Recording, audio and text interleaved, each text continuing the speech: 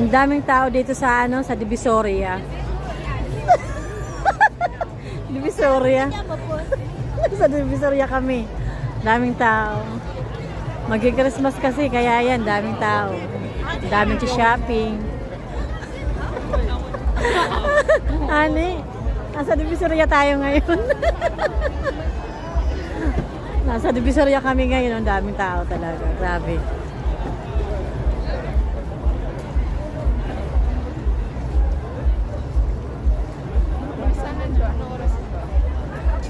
May concert na yata dyan, no? Anong oras na?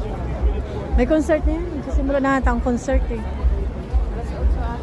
Oo, 8 o'clock.